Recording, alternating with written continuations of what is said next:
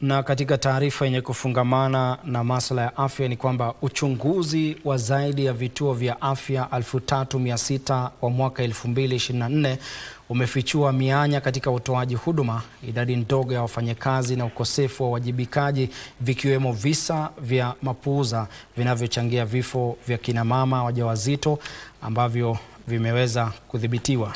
Waziri wa Afya Aden Duale amesikitikia ongezeko la vifo vya kina mama wajawazito humu nchini, akitishia kubatilisha leseni za wahudumu wa afya wanaohusika na visa hivyo.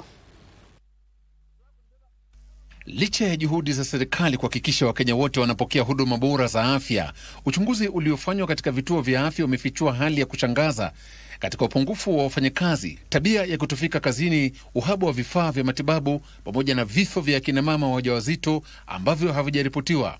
Ufichuzi huo uliotolewa wakati wa uzinduzi wa ripoti ya tathmini ya hali ya afya na ubora wa huduma kuhusu vifo vya kina mama wajawazito na watoto wachanga, afya ya vijana na watoto pamoja na uwekezaji katika lishe. I want to say that we are renewing a very simple promise that every mother, every newborn, every child and every adolescent receives safe, respectful and high quality care every time. Matokeo ya tathmini yanaonyesha kwamba ni 37% pekee ya vituo vya afya vilivyo na vifaa vya kimsingi vya uzazi, huku 46% ya hospitali za level 4 na level 5 zikiweza kutoa huduma kamili za dharura ya uzazi. Facilities offering higher levels of care than they are accredited to then may face challenges. They may not be able to have the right infrastructure, they may not be able to have the right workforce, and therefore the health outcomes may not be optimal.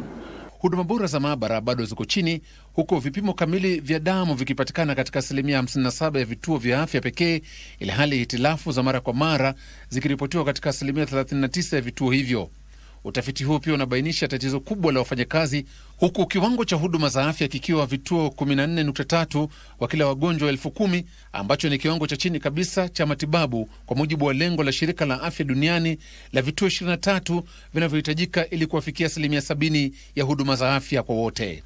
And what we have proposed here is to establish a professional practice evaluation criteria that ensures that health workers' renewal of licenses is also tied to the outcome. Hoja nyingine ya kuibua wasiwasi ni kuongezeka kwa vifo vya kina mama wajawazito, ambapo waziri wa afya Aden Duale amesema hali hiyo inaweza kudhibitiwa na inachangiwa na upuuzaji wa wahudumu wa afya. Mothers go to our facilities when they are very healthy and they are going there to give life. Those mothers cannot and will not. It is immoral, it's unconstitutional, it's inhuman if we allow them to continue to die while they're giving life. Joseph Wahungu, Darubini.